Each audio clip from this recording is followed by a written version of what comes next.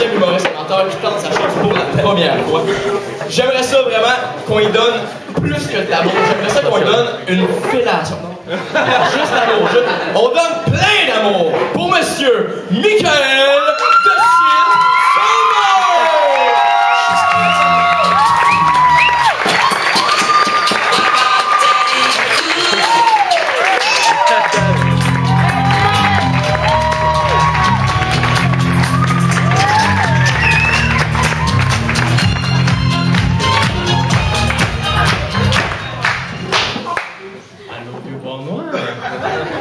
Ça va bien?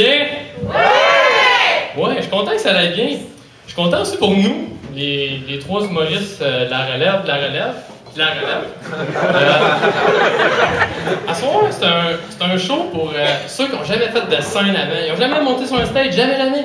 Ils n'ont jamais écrit quelque chose d'humoristique. C'est compliqué de faire ça, c'est vraiment dur. Tu sais, ils ont peut-être jamais même écrit ce monde-là. Ils ont peut-être jamais été drôles.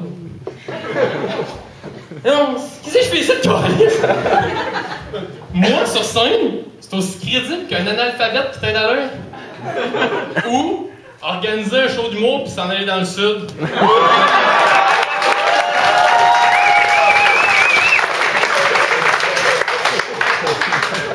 Ma plus crainte dans ce spectacle-là de mon numéro, c'est d'oublier mon texte.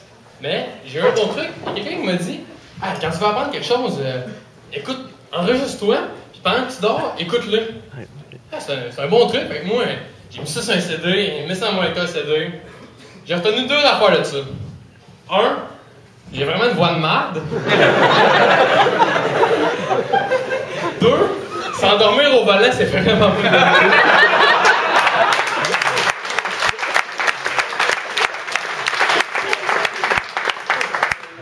Je me fais pas trop d'attente pour ce show-là parce que ça se peut que je sois même pas drôle. C'est pas à dire, faut pas se faire d'attente dans la vie. Par exemple, Adolf Hitler, avant de se faire refuser à l'école des Beaux-Arts, il s'attendait pas à faire ce genre de chef-d'œuvre-là plus tard. Vous savez, il y a longtemps, le petit, comment il s'appelait, là, il chantait dur d'être un bébé, là. Jordi, ouais, lui. Tu sais, lui, il a appris en fait sa toune, là. Il voyait les étoiles, il était sûr que plus tard, là, il allait sortir des albums qui allaient vraiment populaires.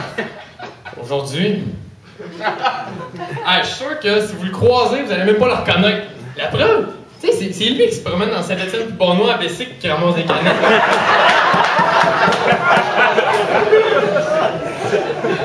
Non mais, tu sais, moi en humour, c'est pas ma compétence, je suis pas bon là-dedans. C'est comme si, mettons, j'étais un plombier puis je m'amusais à couper des cheveux.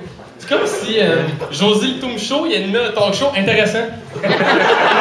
C'est comme si, mettons, je faisais de la F1 puis je décidais de sortir un album.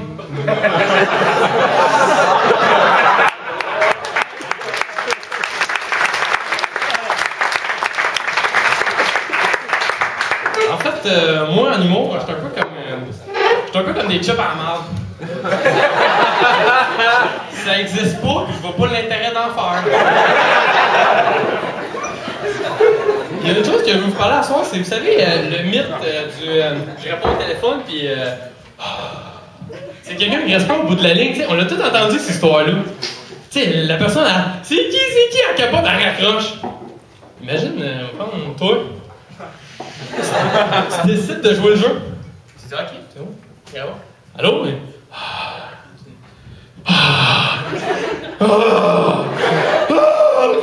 J'ai l'air d'un gars qui a fumé un carton de cigarette chaque. Ça ressemble un petit peu à une discussion entre un trisomique et un macaque. Mais là, ça c'est pas peur, c'est au téléphone. Imaginez ces deux personnes-là, ils se croisent dans la rue. Une discussion de même, je pense que ça finit par qu'ils vont s'uriner dessus. Récemment, une couple de semaines, Scott Gomez il a marqué son premier but. On peut l'applaudir.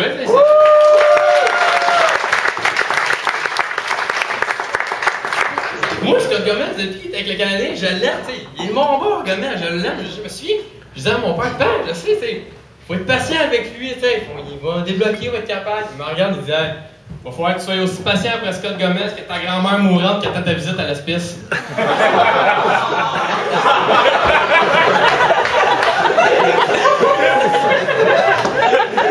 Il avait raison parce que que dans les deux cas, quand c'est arrivé, il était trop tard.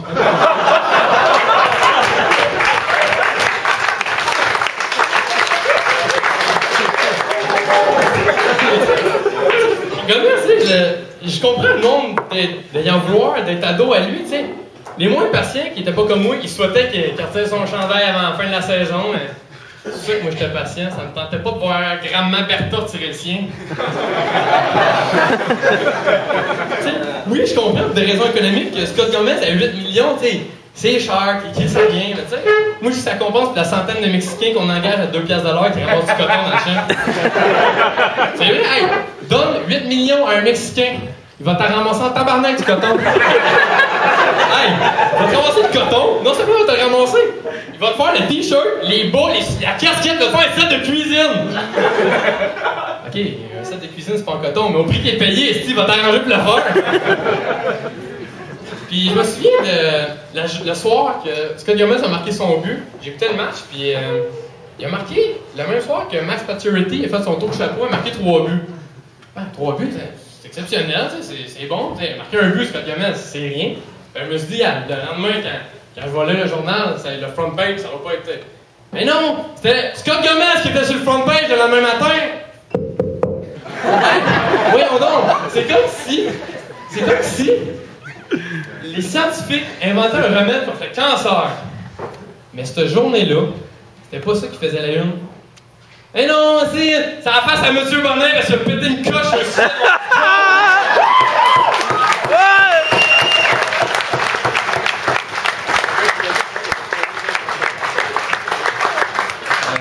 Changement de sujet, avant les fêtes, j'ai laissé ma copine.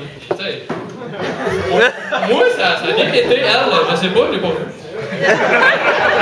L'affaire, c'est qu'on va au même cégep. Fait que je me suis dit, c'est sûr, je vais avoir un jour, on va tomber face à face avec. Fait que là, pendant les vacances de Noël, je pensais à la face, j'allais y faire, tu sais. Je savais pas trop faire. Fait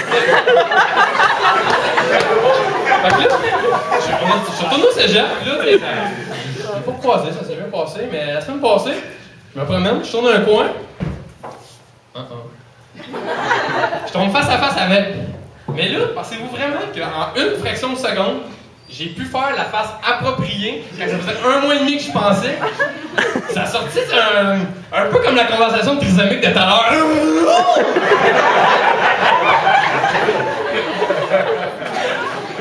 Finalement, conclure, je suis content d'avoir réalisé mes rêves à soir, tu sais.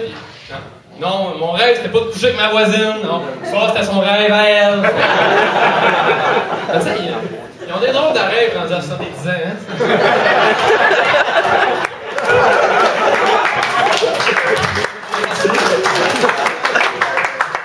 Mon rêve, c'était drôle ou pas de faire un show sur stage du Vieux-Bonnois, puis c'est fait. Fait que là, sur mes 3 rêves de vie, il m'en reste 2. Aller sur la Lune, puis scorer du revers contre Martin Brodeur. Là, vous allez me dire, ouais, tu sais, ton premier rêve, il était so-so comparé aux 2 autres, t'es un petit peu trop ambitieux. Ouais, mais ça me dérange pas parce que Scott Gomez puis moi, on a les mêmes rêves. Lui aussi, il est ambitieux, fait que au stade qu'on peut se dire, c'est un 0 pour moi.